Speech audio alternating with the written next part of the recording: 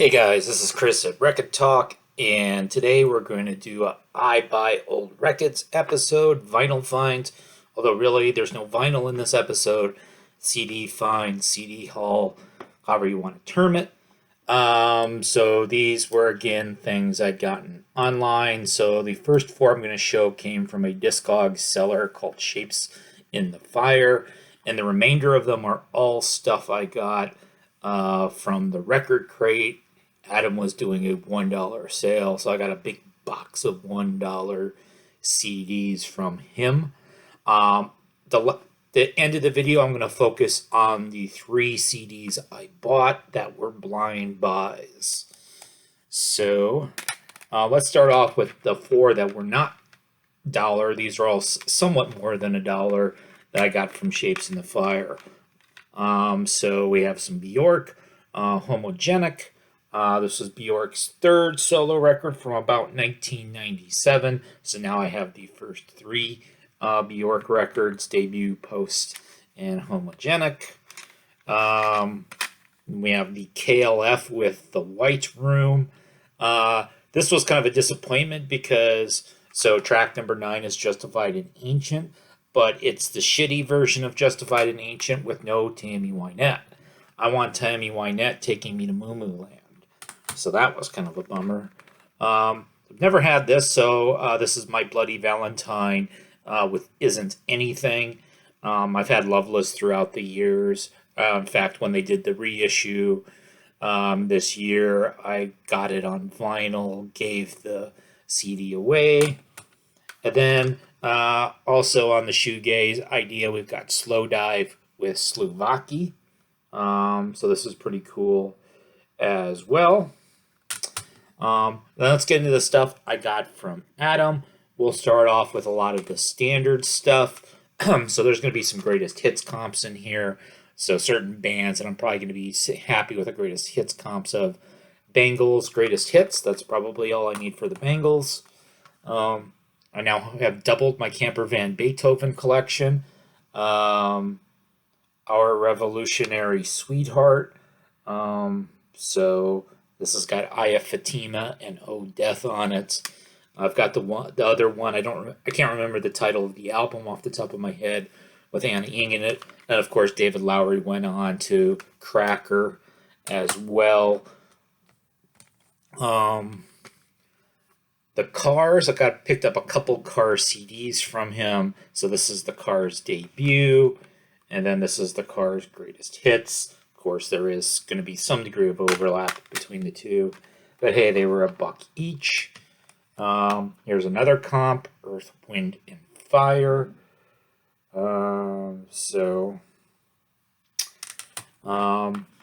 This is Hum. You'd Prefer an Astronaut. And if you're going, I don't know who Hum is, sort of a mid-90s grungy sort of band. I remember I was watching on Sea of Tranquility, they do this show called Album Homework Assignment, where there are 2 people, they give each other an album that they haven't heard before. The guy who's probably the biggest alt-rock fan on the channel gave this to somebody else, and they shit all over it. Which, not surprising, most of them don't like alternative or grunge. I remember there was an episode where somebody gave Pete Pardo one of the lesser Everclear records, and he, of course, crapped on it. I don't even think Pete Pardo would like Sparkle and Fade, let alone a mediocre Everclear record.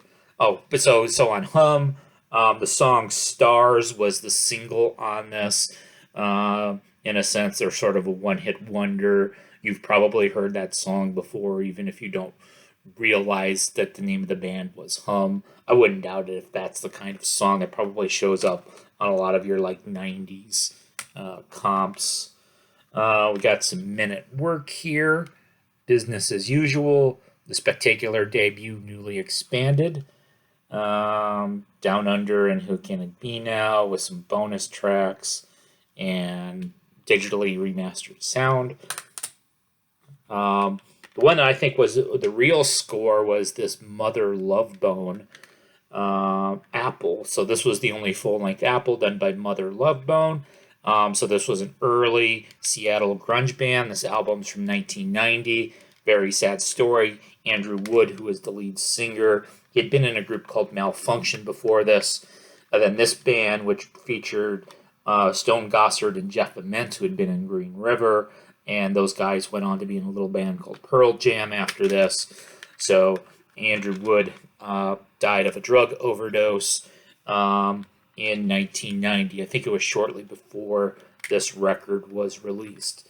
And if you've heard of Temple of the Dog in that song Hunger Strike, so that was sort of a tribute to Andrew Wood. So you had Chris Cornell and Matt Cameron from Soundgarden, and then Jeff Ament and Stone Gossard, who were in Mother Love Bone, and then a couple of guys who were unknown at the time named Mike McCready and Eddie Vedder, who, of course, those four guys went on to form Pearl Jam. They've gone through a number of drummers over the time before eventually they did settle on Matt Cameron after Soundgarden had originally broken up.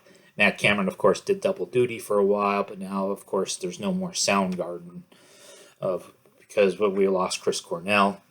Got a couple of Tom Petty albums as well, so I'm really beefing up the Tom Petty collection because I also got a vinyl box set of his fairly recently.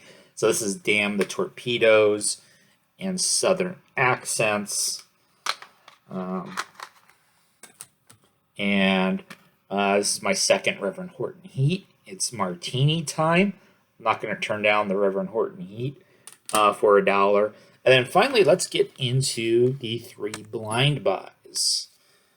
So the first one was this 3D CD sampler from the band Fool of Fate. So there's only 4 songs on here. You can see the release dates 2015, Rogue Trip Records, and checking it out, Rogue Trip Records and the Fool of Fate websites no longer exist. The Bandcamp is still there. Theoretically, I could buy the full CD off the Bandcamp. So they say it blends unique songwriting with acoustic rock, folk rock, flamenco, alternative, classic rock vibe. So I listened to it one time. First song, acoustic guitar, really lame lyrics, unremarkable vocals. Guy has a pretty deep voice. I thought the best part of it was when there was no singing, and that was supposedly supposed to be their single because it's actually a radio edit on this version. I thought the second song was better, but still pretty ordinary. They threw in some strings on the third song, which is pretty melancholy. They didn't take any notes on the fourth song, but in general, like if I went to a show and this band was the opening act, I'd be kind of bummed out. This isn't very good. I'm not going to try to seek out the full version of it. The second one, and Fool of Fate's from, I believe they're from Colorado Springs, Colorado. The second one, so this would be somewhat local to Adam. I believe this band is from Wilmington, North Carolina. And so you see it's got this little promo sticker on it. It's kind of covering up the Digipack cover here. So Museum Mouth, Popcorn Fish Guinea Pig. I think this was their 4th and last full length. They do have a Bandcamp. It looks like they're still they put out a few singles, so maybe they're still going to do another album at some point. I don't really know. So they're kind of described as kind of being a pop punk, emo, garage, indie sort of band. This was released on something called Equal Vision Records. So the lead singer, songwriter, I think the main guy in the band, Carl Kuhn. The previous album, which I haven't heard, was described as sort of a concept album about wanting a guy you can't have. He's a member of the LGBT community, Carl. And so based off of that description, a little bit I'd read about before, the first song, Bug-Eyed, was kind of a big surprise. It was a pretty mellow, not punky at all.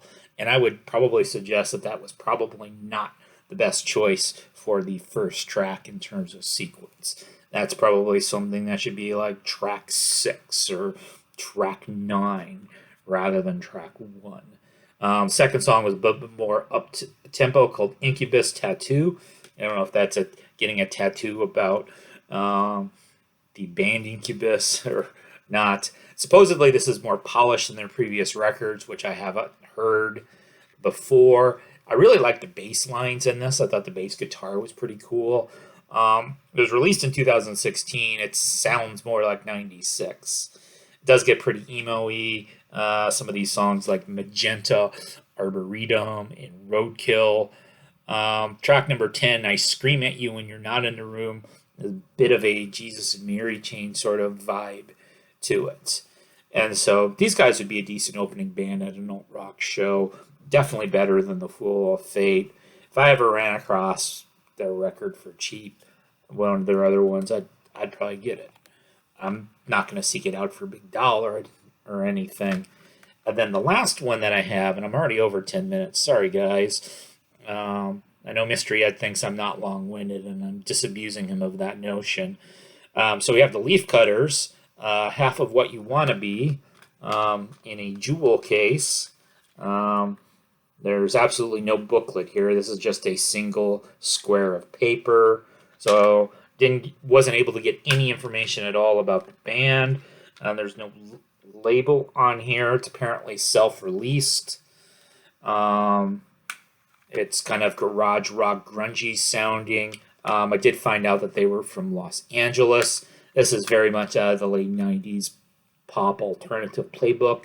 Inoffensive, but not terribly memorable. And again, another time where track number 10, which had been the second to the last track, the penultimate track, Cover Your Eyes, good alt rocker. I thought it was the best song on the record. I would have put it much earlier.